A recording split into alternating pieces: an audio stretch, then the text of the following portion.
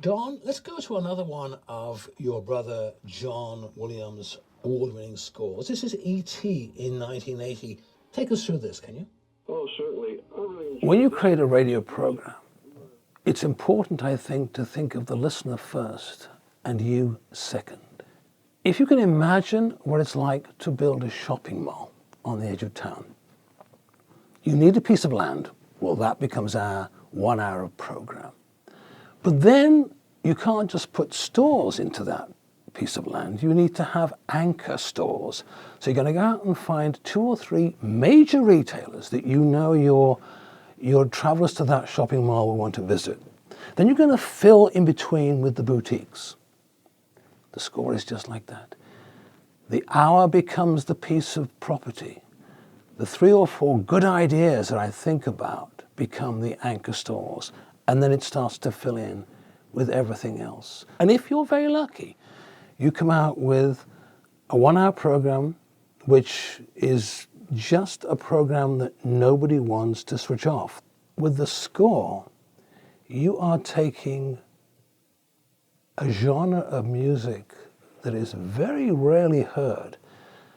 And so I can deliver a program which highlights tremendous musical artistry from Hollywood and other parts of the world in film scores, and convey that to a listener through the sound of radio, which is something that the average film lover never gets to hear or rarely gets to hear. So if I do it good enough, I can transport a listener back to the moment they saw that film, or in some cases actually make them want to go and see it for the first time and hear the music.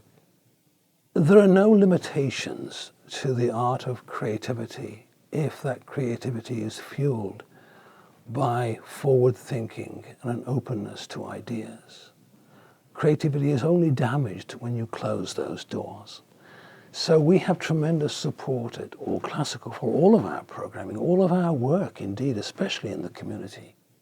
We're currently in what we call Production Room A, and in Production Room A, it's our largest production room, and by that I mean this is where we conduct interviews with guests, where we actually create the programs and put the programs together, as you might call producing the programs for the listeners to hear.